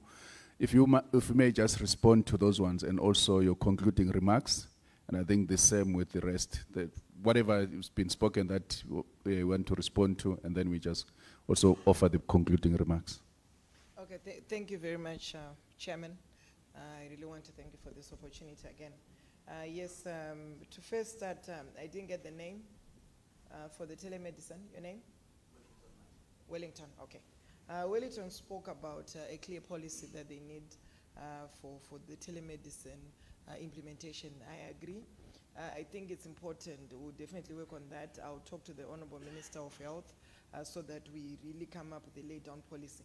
What we had done was just to look at the current policy where we have been assigned as the Minister of ICT to work on a telemedicine program. So we were working together with the Minister of Health, and we've already to date deployed more than 40, and our intention is for us to get to about 400 by 2030. So we want to establish this telemedicine booth, and we've partnered with an organization called Smart Health, and we're working together with them to make sure that we deploy this telemedicine booth across the country. Now, we're also happy that even around that, again, on Smart Health, we also have got various IoT solutions, which are also quite cost-effective. And I think definitely we need to work on that so that at least there is that balance, as you have alluded to, so that we don't hinder investment, but at the same time accessing health services. Then Dr. Martin, you spoke about the issue of an enabling environment and skills being initiated, especially for our diasporans. Yes, within the AI strategy, we are clear. We have got a program, we are saying Come Home Build program. where we want to establish a portal where every Zimbabwean in the diaspora can actually be able to contribute in the development of this AI strategy. And again, we have realized that there is need for us to collaborate with various players so that at least we really get the skills on board. We want to also partner with academia. We also want to set up centers of excellence in our various tertiary institutions. So we believe that the AI strategy implementation is not upon us as government alone. Let's work together, let's collaborate. Collaboration is quite key. So within the various implementation programs that we're going to be having, we believe that we need to have foundational partnerships. This needs to be done. We need to put in place this. And again, at the same time, we want to quickly establish this command structure, like I've said. The AI Implementation Office, we also want to set an AI Council. This is within our AI strategy. And on the AI Council, we want to invite the private players, we want to invite everyone to make sure that everyone contributes. And I really want to applaud all our stakeholders who assisted us to develop the AI strategy. We work together with academia, the private players, and a lot more. So this conversation that we've already started needs to also continue. Let's have this same structure for the implementation. Let's work together for us to collaborate more. And then Professor Mapfumo, yes, we really want to thank you for that comment, but I think we really need you to also play a great part, especially as tertiary institutions.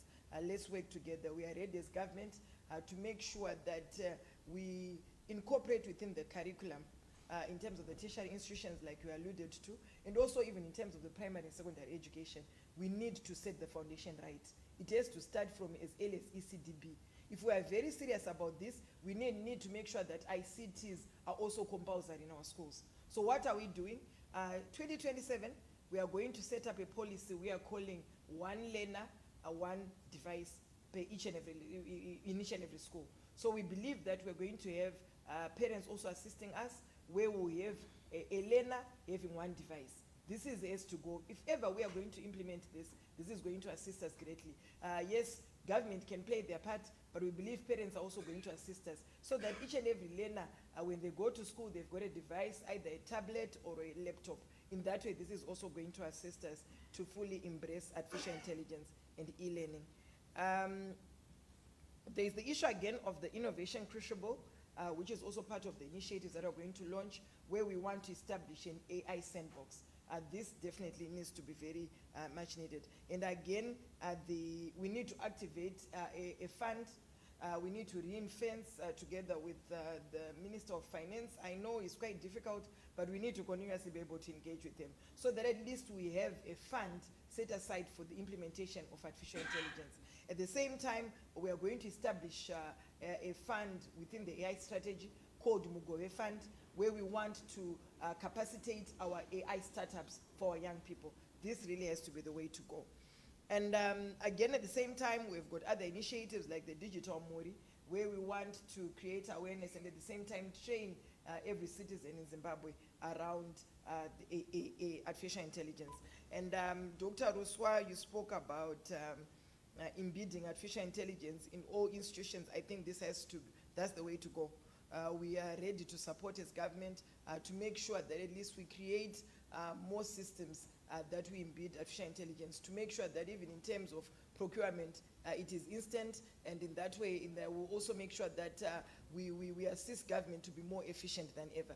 So we are ready, and as a Minister of ICT, my concluding remarks would be, I know I've got a flight to catch. If you see me rushing, I have to go. My flight is at 3 p.m. I just thought my concluding remarks would be, I really want to appreciate you inviting us as government. We are ready to support. We are ready to make sure that all initiatives that private sector has to bring on board, we take them. I so submit. Thank you. Thanks, Honorable Minister. Prof? In the interest of time, I'll concentrate on Professor Mapfumo and Dr. Martin. Professor Mapfumo, I agree with you. AI is not development. AI is a tool. In other words, we must link AI to human development. We must use AI to address poverty, to address hunger, to address access to education, access to health, access to sanitation. In other words, it's a tool that we can use to improve the quality of life of our people. That's why I did the book, which is called Deploying AI to Achieve the UN SDGs. So we're totally in agreement there that we don't want our young people to aspire to be an Elon Musk, but rather to say, how do we move people out of poverty using AI? The Chinese were able to move 800 million people in 40 years out of poverty. Now with the productivity, efficiency, innovativeness of AI, how can we move Africans out of poverty? So I totally agree with that idea that we must use AI as a tool to improve the quality of life of our people, and AI per se is not development. Now, on your efforts at UZ, I salute you. I'm very appreciative of the new degree in AI and machine learning. But I'm making a different point, Professor. I'm saying we want the lawyer from UZ. We want the medical doctor from UZ. We want the sociologist from UZ to be conversant with AI, to be able to talk about machine learning, to be able to deploy machine learning as a medical doctor, as a lawyer. Meaning your products at MSU, your products at CART, your products at UZ should be what we call Renaissance men and women. An engineer who can talk about constitutionalism and constitutionality and knows the difference. A lawyer who can discuss machine learning and deep learning and knows the difference. This means the curriculum has to change in the law school. The curriculum has to change in sociology. The curriculum has to change in biology, so that we have a multidisciplinary approach to education. Our tragedy, our disaster, is that we are English-based, English system of education, very narrow, very focused. In the American system, forget AI. When you are studying at MIT, at Stanford, doing electrical engineering, in your first year, you do economics, you do bookkeeping, you do American history, you do the Constitution.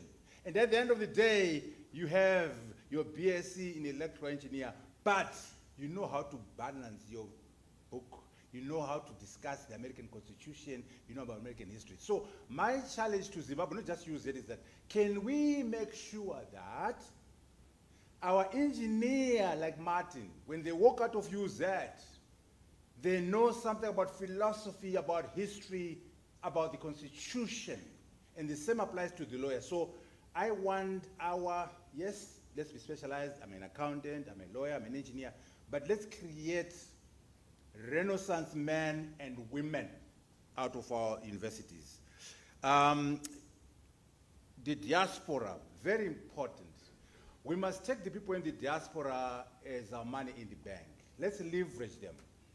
Yes, some must come back home to be part of the critical mass, but while they're there at McKinsey, while they're there at Google, in Japan, at the UN, why don't we leverage them when we're crafting our national programs, when we're crafting our academic curriculum, when we're looking for investors, when we're looking for networks? The Chinese are doing that, the Indians are doing that, Africans must do more of that. Zimbabweans must do more of that, where we leverage and look positively to our people in the diaspora. Unfortunately, there should be no taxation without representation. You must also, the minister is gone now, you must also allow the diaspora to vote. What's wrong with you, Zimbabwe? Yeah. Or you think they'll vote wrongly? Anyway. Are you concluding now, Prof? So anyway, and then in conclusion, superintelligence, my brother, that one, you know, whoever says to you he has an answer for superintelligence is lying to you. When it happens, there will be so many unknowns. If the godfather of AI is worried and there's no answers, I won't have any answers.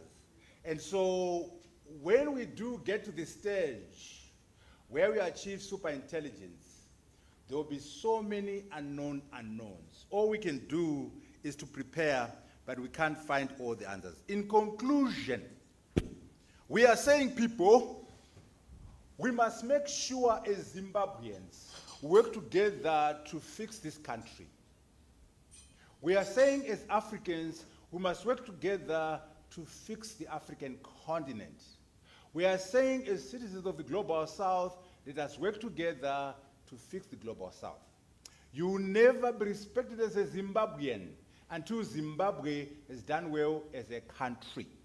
You will never be respected as an African until Africa and all Africans have done well. So why don't we use digital transformation and AI to improve the fortunes of Zimbabweans, to improve the quality of life of our people in Zimbabwe, our people in Africa, and our people in the Global South. And understanding that our challenges and problems are very different Thank you, Professor. from those in the US. That's why Professor Mafumo is very correct.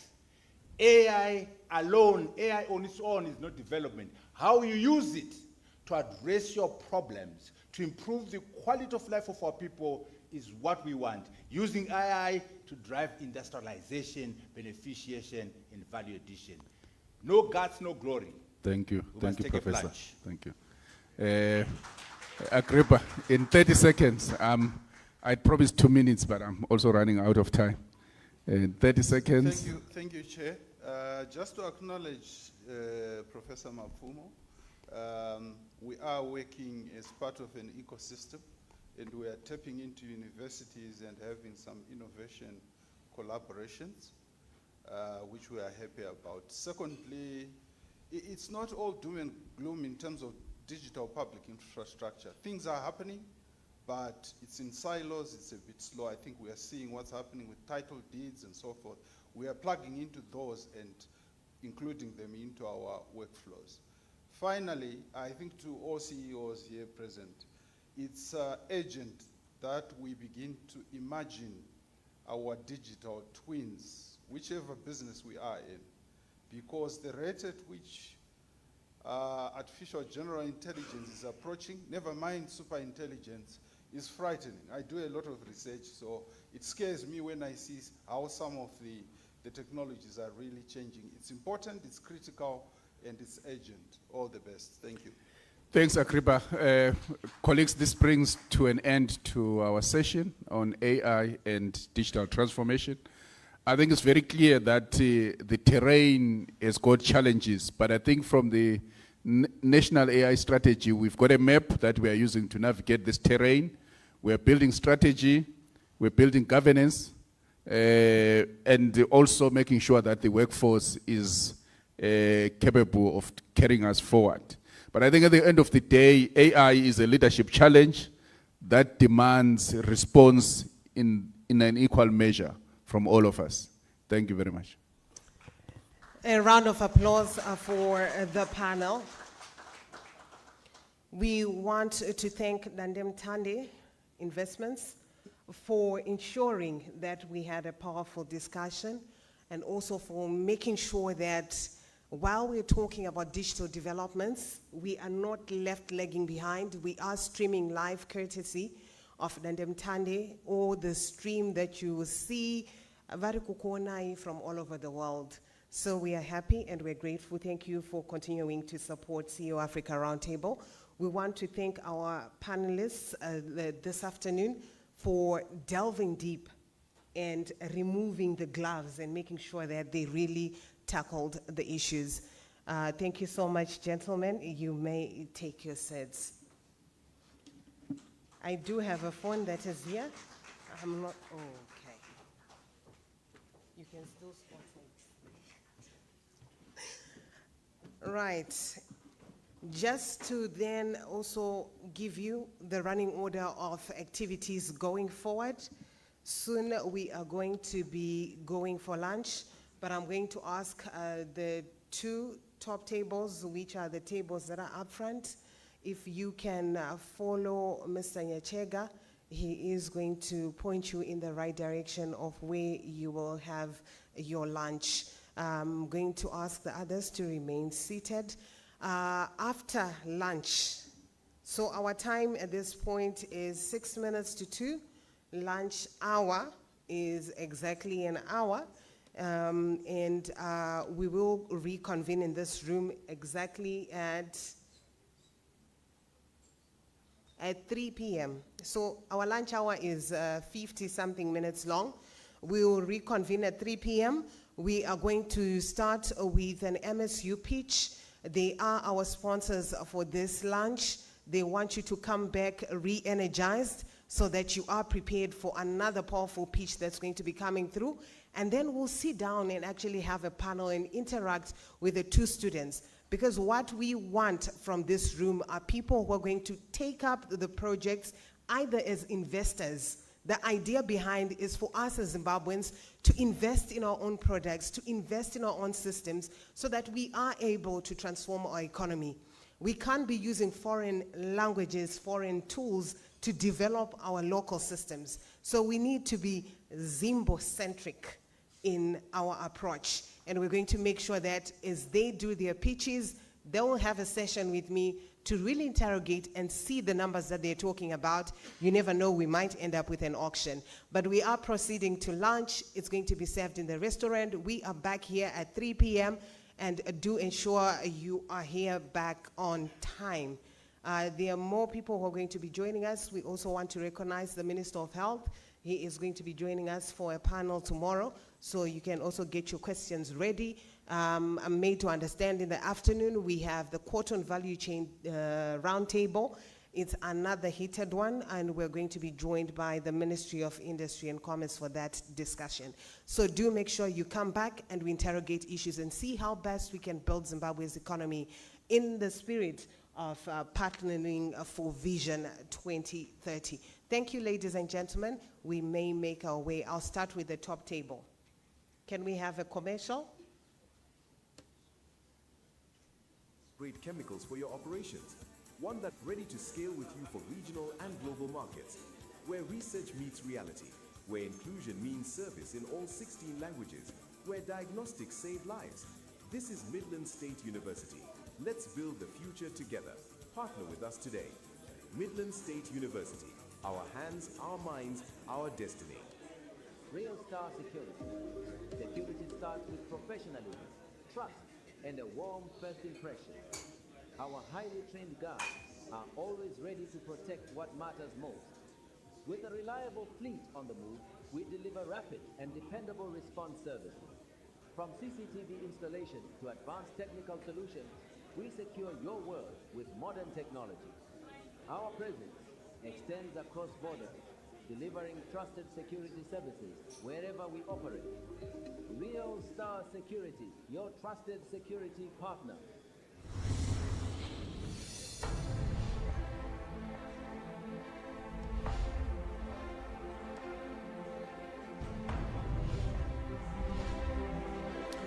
Ladies and gentlemen, you may proceed and get your lunch ticket. As you're going out, proceed to the restaurant and see you back at 3 p.m. Thank you.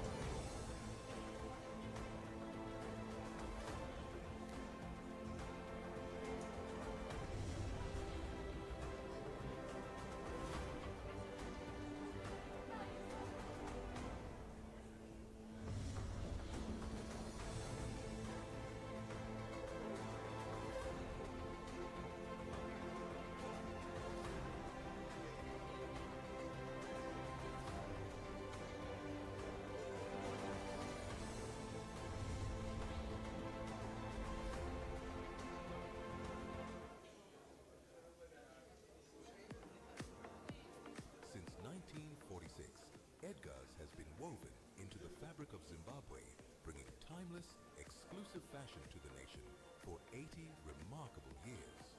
Our journey is intertwined with the country's story, evolving with every generation while remaining rooted in quality and style.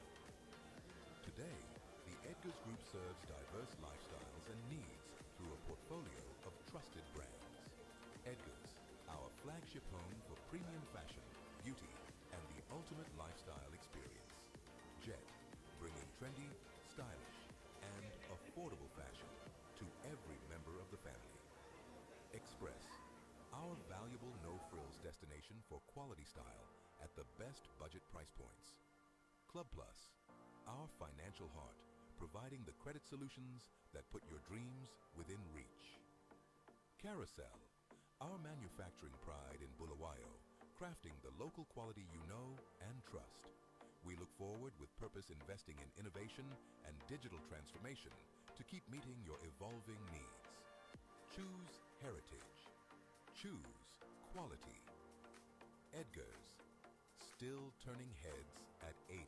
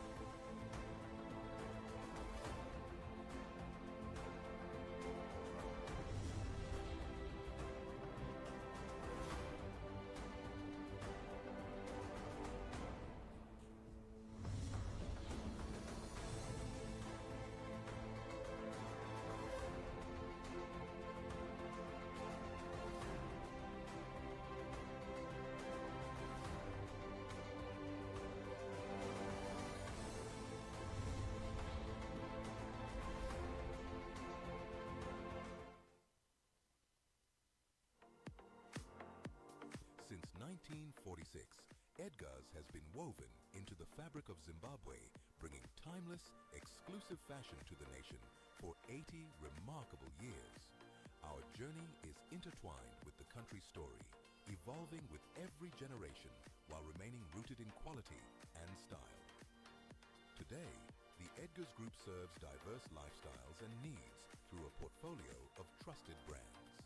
Edgar's, our flagship home for premium fashion, beauty, and the ultimate lifestyle experience. Jet, bringing trendy, stylish, and affordable fashion to every member of the family. Express, our valuable no-frills destination for quality style at the best budget price points. Club Plus, our financial heart, providing the credit solutions that put your dreams within reach.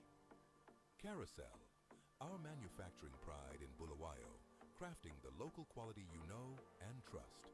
We look forward with purpose investing in innovation and digital transformation to keep meeting your evolving needs. Choose heritage. Choose quality. Edgar's, still turning heads at 80.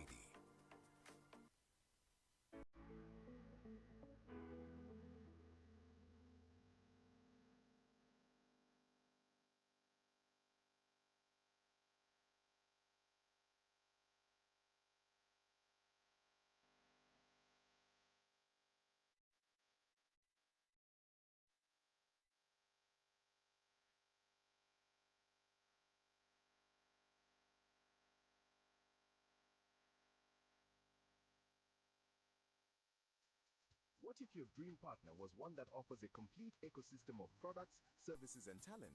One that provides lifelong learning opportunities for your greatest asset, your people. One that supplies your corporate wear, refreshes your staff with natural juices, and delivers industrial-grade chemicals for your operations. One that grows citrus and livestock across agro-hubs, ready to scale with you for regional and global markets. Where research meets reality, where inclusion means service in all 16 languages, where diagnostics save lives. This is Midland State University. Let's build the future together. Partner with us today. Midland State University. Our hands, our minds, our destiny. Real Star Security. Security starts with professionalism, trust, and a warm first impression. Our highly trained guards are always ready to protect what matters most. With a reliable fleet on the move, we deliver rapid and dependable response services. From CCTV installation to advanced technical solutions, we secure your world with modern technology. Our presence extends across borders, delivering trusted security services wherever we operate. Real Star Security, your trusted security partner.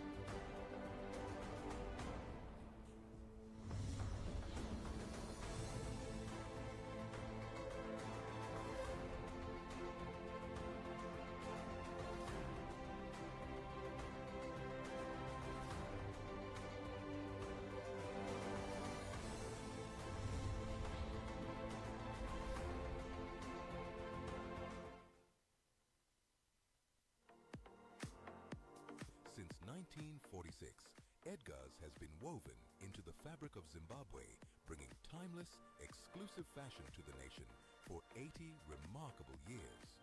Our journey is intertwined with the country's story, evolving with every generation while remaining rooted in quality and style. Today, the Edgar's Group serves diverse lifestyles and needs through a portfolio of trusted brands. Edgar's, our flagship home for premium fashion, beauty, and the ultimate lifestyle experience. Jet, bringing trendy, stylish, and affordable fashion to every member of the family.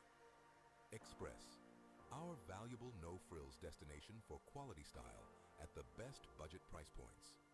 Club Plus, our financial heart, providing the credit solutions that put your dreams within reach.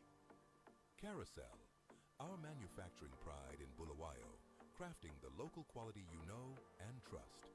We look forward with purpose investing in innovation and digital transformation to keep meeting your evolving needs. Choose heritage. Choose quality. Edgar's, still turning heads at 80.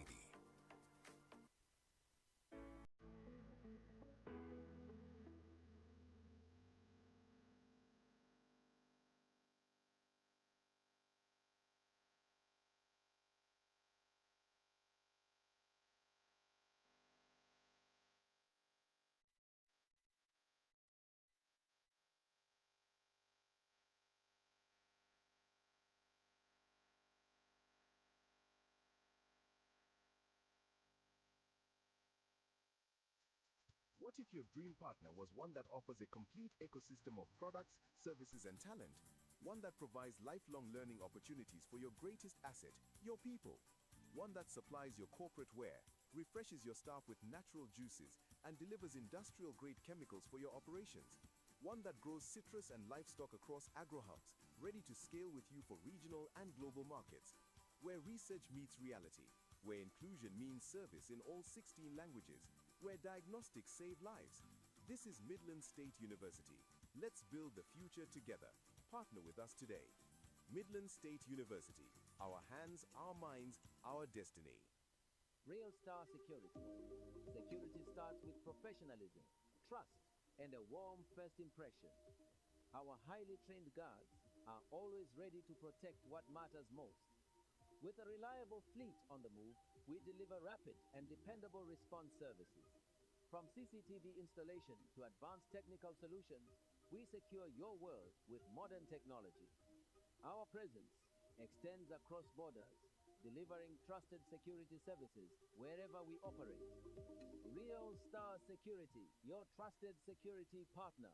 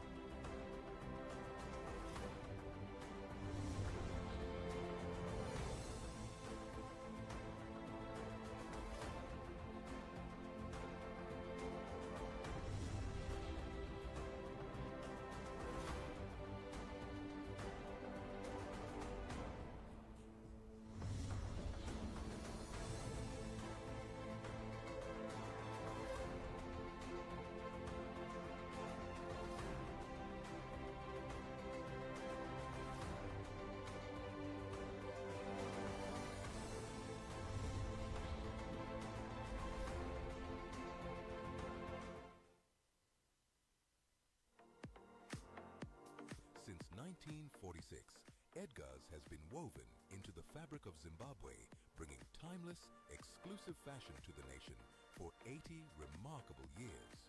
Our journey is intertwined with the country's story, evolving with every generation while remaining rooted in quality and style. Today, the Edgar's Group serves diverse lifestyles and needs through a portfolio of trusted brands. Edgar's, our flagship home for premium fashion, beauty, and the ultimate lifestyle experience.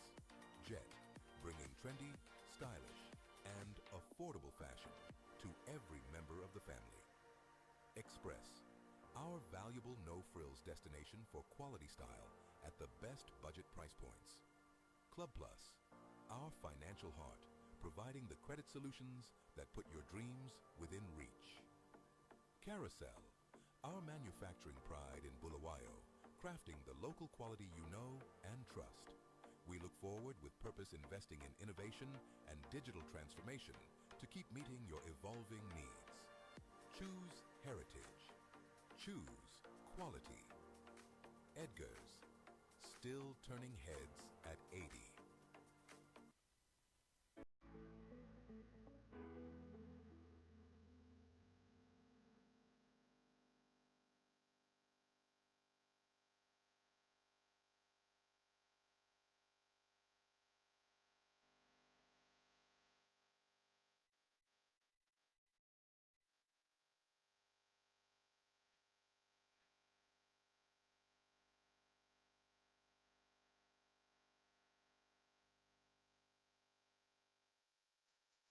What if your dream partner was one that offers a complete ecosystem of products, services, and talent?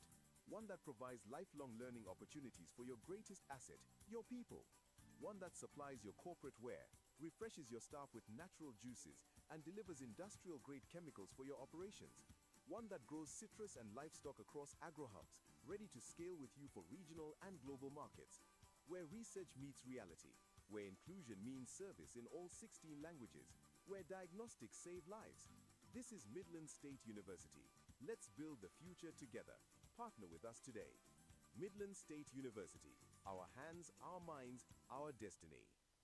Real Star Security. Security starts with professionalism, trust, and a warm first impression. Our highly trained guards are always ready to protect what matters most. With a reliable fleet on the move, we deliver rapid and dependable response services. From CCTV installation to advanced technical solutions, we secure your world with modern technology. Our presence extends across borders, delivering trusted security services wherever we operate. Real Star Security, your trusted security partner.